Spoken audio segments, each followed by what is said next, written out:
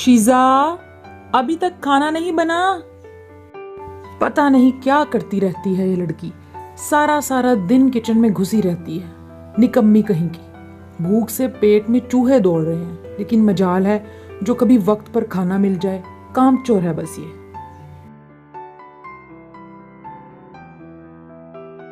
कहाँ रह गई थी तुम?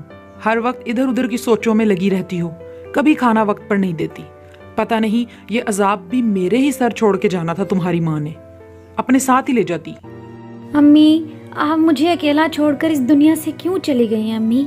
काश आप मुझे भी अपने साथ ले जाती। मुझे इन जालिमों में नहीं रहना। अब्बा भी कई कई महीनों घर नहीं आते। मैं बहुत अकेली हो गई हूँ। अम्मी प्लीज़ मुझे अपने पास बुला लें। साजदा, मैंने पैसे भिजवा दिए हैं।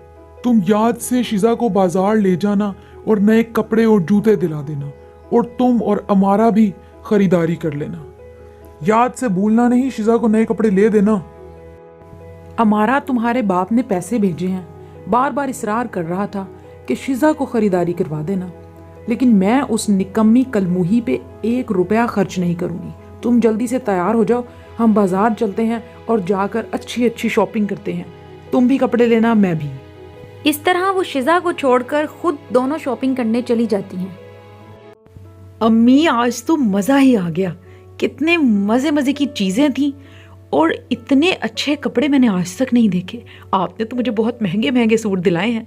लगता है शिजा के हिस्से के पैसे भी मेरी खरीदारी पर ही लगा दिए हैं। मैं बहुत खुश हूँ आज। अम्मी, आज आप बाजार से मेरे लिए कुछ नहीं लेके आई? क्या अब्बू ने मेरे लिए पैसे नहीं भेजे थे? अम्मी, आपको पता है मुझे बहुत सारी चीज़ों की ज़रूरत थी। मेरे पास कपड़े भी ख़त्म हो गए हैं और जूते भी। प्लीज़ मुझे भी खरीदारी करवा दें। अरे, तुम चाहती हो कि तुम्हारे बाप की मेहनत की कमाई मैं तुम पर लुटा दूं? हरगिज ऐसा नहीं होगा। जो भी अमारा के पुराने कपड़े पड़े हैं जो वो नहीं पहनती, तुम वो ले लो। जूते भी उसके बहुत सारे पड़े हैं, तुम वही पहनो। मैं तुम्हें एक भी नई चीज नहीं लेके दूंगी। एक तो तुम निकम्मी, और ऊपर से मैं पैसे जाया करूं तुम पर।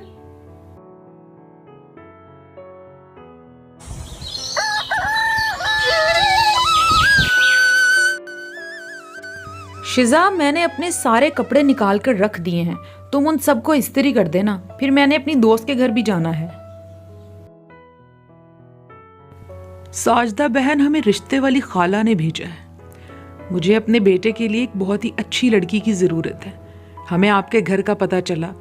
हमें बहुत खुशी होगी अगर आपसे रिश्ता जुड़ जाए।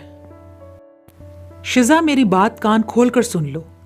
रिश्ता तो अमारा के लिए आया है, लेकिन मैं तुम्हें रुखसत करूंगी, क्योंकि मुझे जल्द अज जल्द तुमसे जान छुड़वानी है। इसलिए चुपचाप उनके सामने बैठी रहना और उन्हें पता तक न चले कि तुम मेरी सगी औलाद नहीं हो। बात समझ आई? साजदा बहन, हमें आपकी बेटी बहुत पसंद आई है। हमें ये रिश्ता मंजूर है। हम चाहते हैं कि जल्द अज जल्द रुखसती हो जाए। तो आपको मुनासिब लगे तो इसी महीने शादी कर लेते हैं। इस तरह शिजा और फरहान की शादी हो गई और वो हंसी खुशी ज़िंदगी गुजारने लगे। बहू, तुम नहीं जानती, हम सफ़ेद पोश लोग हैं। रूखी सूखी खाकर गुजारा करते हैं, और तुम मुझे सुलझी हुई लगती हो। मुझे तुमसे उम्मीद है कि तुम भी सब्र शुक्र करके वही सब खा पी लोगी जैसे हम गुजारा कर रहे हैं। अरे माँ जी, आप परेशान क्यों होती हैं? अब आपका घर मेरा घर है। जिस तरह आप लोग रहेंगे मैं भी वैसे ही रहूँगी। मैं भी सब्र शुक्र करके गुजारा कर लूँगी। अरे हाँ, याद आया, कल तो तुम्हारी मीठा बनाने की रस्म है। क्या सोचा है, क्या बनाओगी?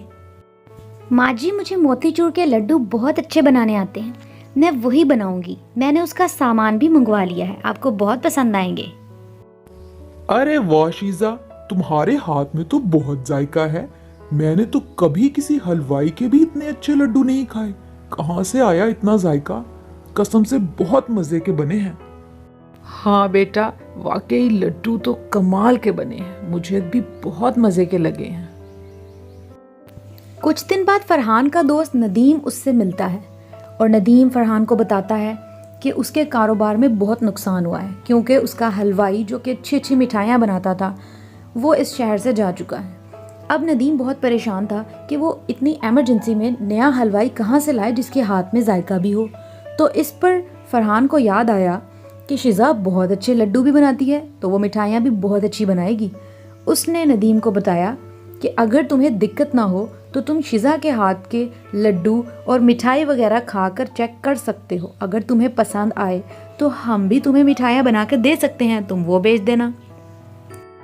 ندیم کو تجویز پسند آئی اور جب اس نے شزا کے ہاتھ کے لڈو کھائے تو وہ تو واقعی حیران رہ گیا کہ یہ تو کسی حلوائی کے ہاتھ کے لڈو سے کم نہیں۔ اب وہ ان کو اپنا آرڈر دینے لگ گیا۔ اس کے بعد لڈو بنانے پر شزا والوں کو معاوضہ ملتا اور بہت اچھی رقم آنے لگی۔ اب ان کے حالات اچھے ہونے لگے تھے۔ اس طرح مٹھائی کے کاروبار کی وجہ سے ان کے حالات مزید بہتر ہو گئے اور وہ ہنسی خوشی زندگی گزارنے لگے۔ دوسری طرف ناصر کئی مہینوں بعد جب اپنے گھر والوں سے ملنے واپس آ رہا تھا تو راستے میں اس کا کار سے حادثہ ہوا اور اس کی موت واقع ہو گئی۔ اب امارہ اور ساجدہ بالکل اکیلی ہو گئی تھیں کیونکہ ان کا کمانے والا بھی کوئی نہیں تھا اور سرپرست بھی کوئی نہیں تھا۔ یوں ان کے حالات دن بدن بد سے بدتر ہوتے چلے گئے اور انہیں اپنے ظلم کا بدلہ اس دنیا میں ہی مل گیا۔